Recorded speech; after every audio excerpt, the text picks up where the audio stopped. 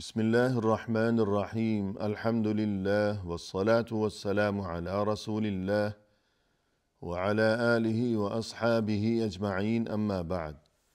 ناظرین کرام السلام علیکم ورحمۃ اللہ وبرکاتہ۔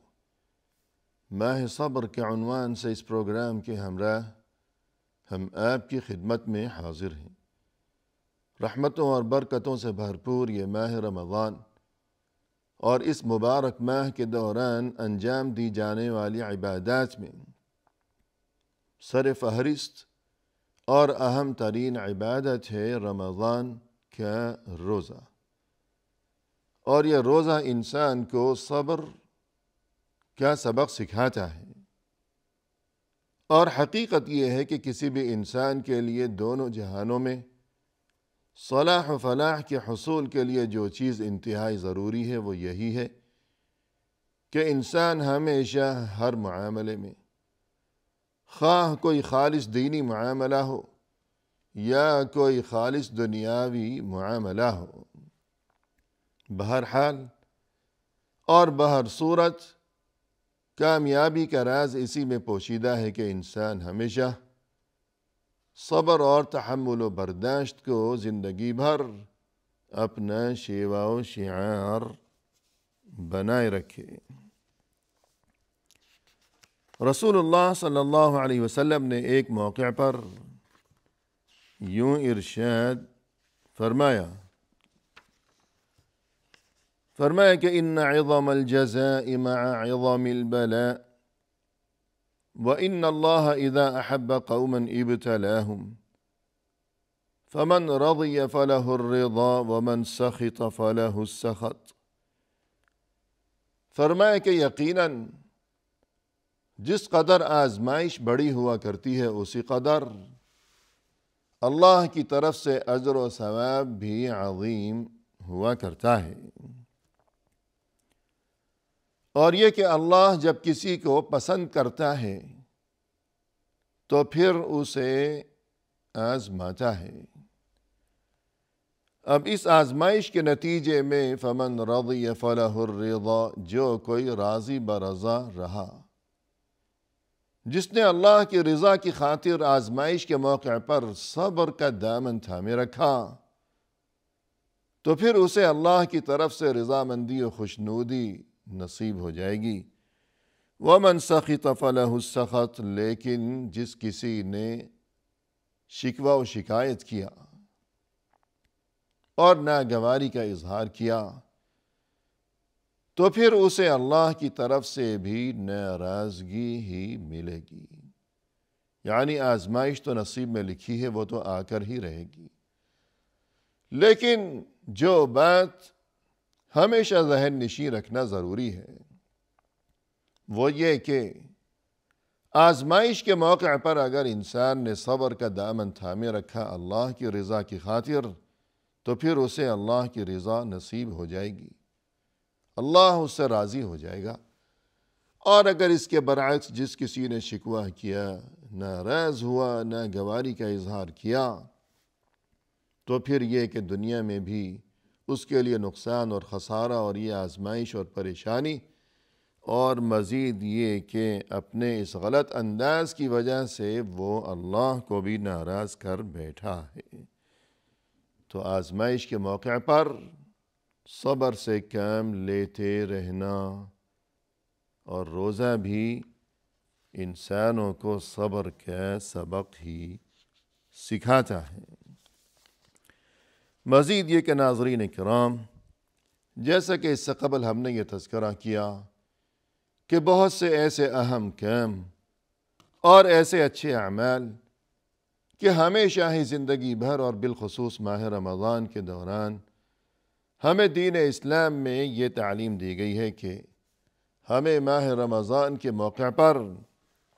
ان اچھے کاموں کا مزید اہتمام کرنا چاہیے۔ اور انہی میں سے ایک چیز ہے جود و سخا، یعنی جو کوئی ہمارے ارد گرد ضرورت مند ہے تو ہمیں چاہیے کہ اس کی مدد کیا کریں، کیونکہ ہمارے دلوں میں یہ جذبہ ہمیشہ بیدار رہنا چاہیے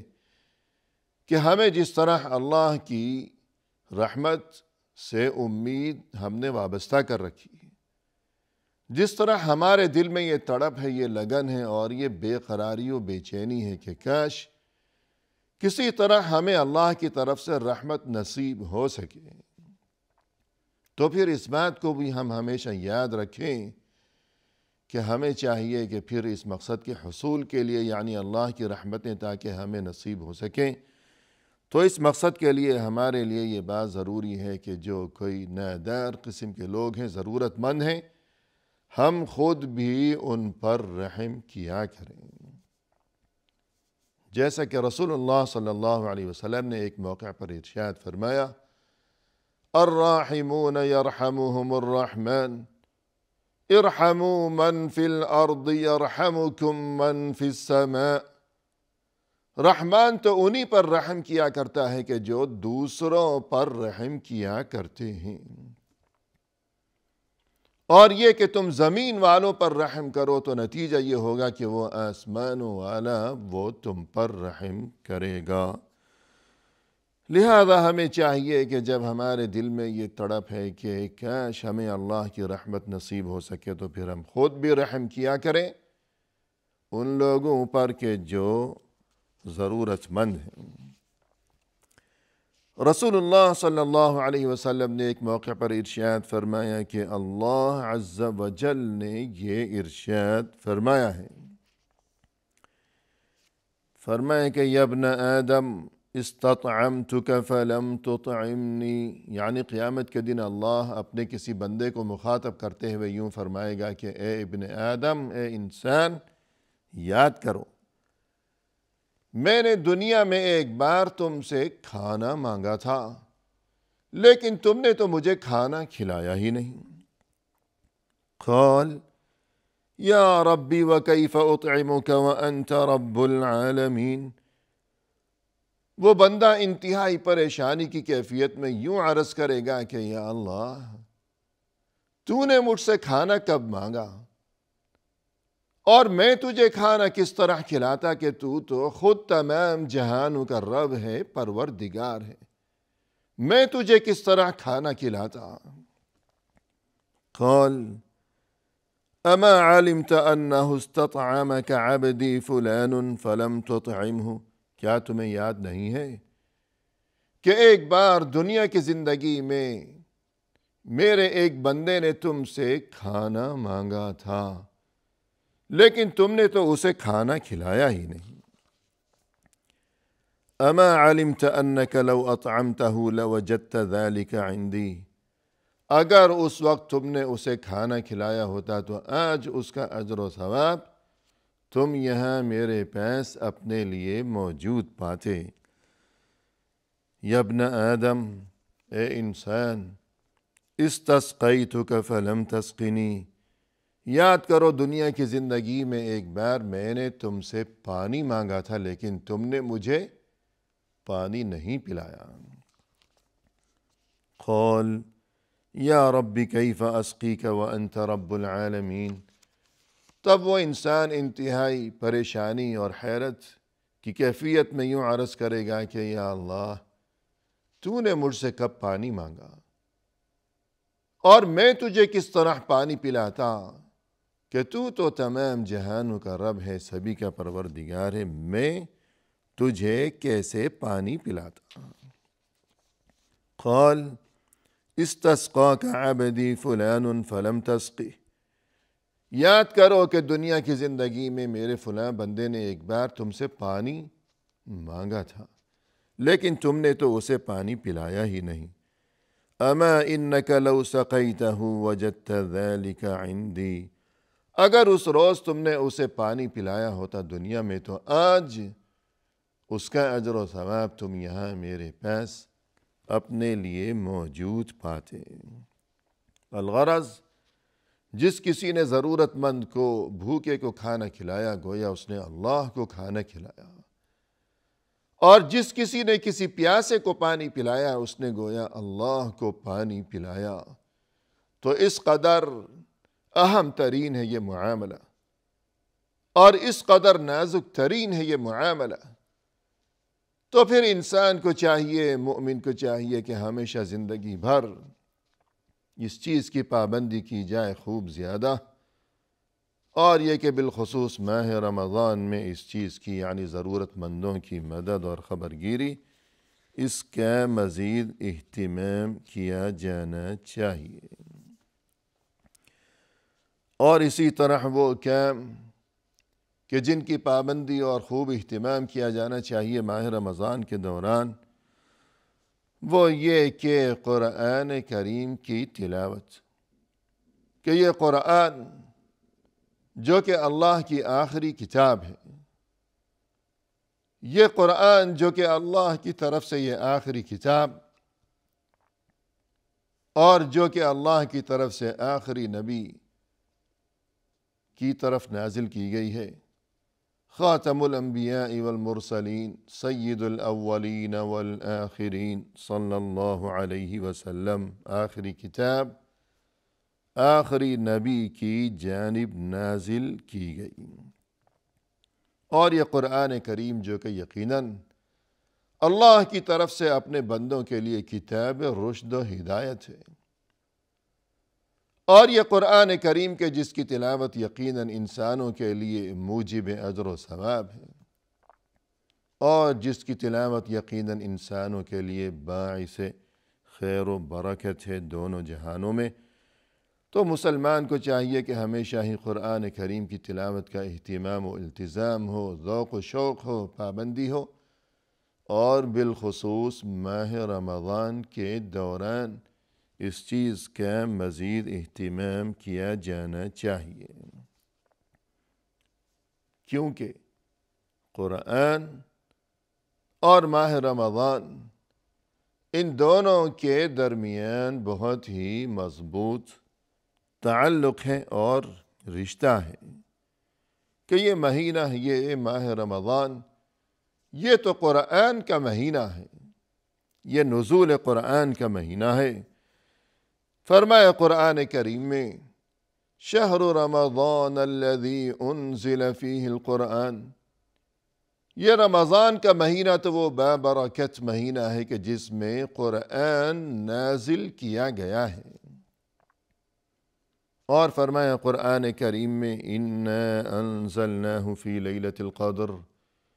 کہ ہم نے تو اس قرآن کو نازل کیا ہے لیلۃ القدر میں، یعنی لیلۃ القدر بھی اسی ماہ رمضان میں ہے، تو یوں قرآن کا نزول ماہ رمضان میں ہوا، تو ان دونوں یعنی رمضان اور قرآن کے مابین خاص تعلق ہے۔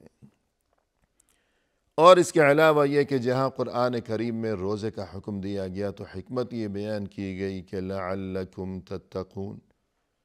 تم پر روزے فرض کیے گئے ہیں تاکہ تم میں تقوی پیدا ہو سکے، اور قرآن کریم کے بارے میں بھی یہی حقیقت حال ہے کہ قرآن کریم کی بالکل ابتدا میں ہی اللہ عز و جل کی جانب سے یہ تذکرہ کیا گیا ہے کہ یہ جو کتاب ہے یہ قرآن ہے۔ فرمایا کہ الف لام میم ذالک الکتاب لا ریب فیہ ھدی للمتقین، کہ یہ کتاب، یہ تو کتاب ہدایت ہے تقوی والوں کے لیے، کہ یہ قرآن یہ تقوی والوں کے لیے کتاب ہدایت ہے، اور رمضان میں روزوں کا مقصد بھی یہی ہے کہ تقوی کا حصول ہو سکے، لہذا رمضان اور قرآن کے مابین خاص تعلق ہے۔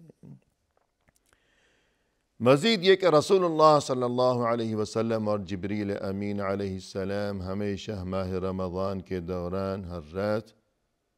قرآن کریم کا دور کیا کرتے تھے، یعنی ایک دوسرے کو سننا اور سنانا قرآن کریم ماہ رمضان میں، تو یوں بھی رمضان اور قرآن کے درمیان خاص تعلق ہے اور رشتہ ہے، لہذا مومن کو چاہیے کہ ہمیشہ اور بالخصوص اس مبارک مہینے کے دوران تلاوت قرآن کا خوب زیادہ اہتمام کیا جائے، کہ یہ تلاوت قرآن یہ چیز انسان کے لیے، انسان کی روح کے لیے اس میں راحت و اطمینان کا اور سکون کا سامان پوشیدہ ہے۔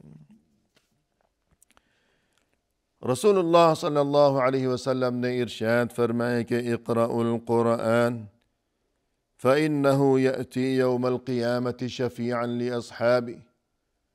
قرآن پڑھتے رہا کرو، کیونکہ یہ جو قرآن ہے یہ اپنے پڑھنے والوں کے لیے روز قیامت شفاعت کرے گا، سفارشی بن کر آئے گا۔ یہ قرآن قیامت کے دن شفاعت کرے گا ان لوگوں کی جو کہ دنیا کی زندگی میں قرآن پڑھتے رہتے تھے۔ مزید فرمایا رسول اللہ صلی اللہ علیہ وسلم نے، الصیام والقرآن یشفعان للعبد یوم القیامہ، کہ دیکھو یہ روزے اور یہ قرآن، یہ دونوں ہی چیزیں انسان کے لیے قیامت کے دن شفاعت کریں گی، کہ ان دونوں میں باہم بہت مضبوط تعلق ہے اور رشتہ ہے۔ روزے میں، رمضان کے روزے میں اور قرآن میں یوں بہت مضبوط تعلق ہے کہ یہ دونوں چیزیں قیامت کے دن اللہ کے سامنے انسان کے لیے سفارش کریں گی۔ یقول الصیام،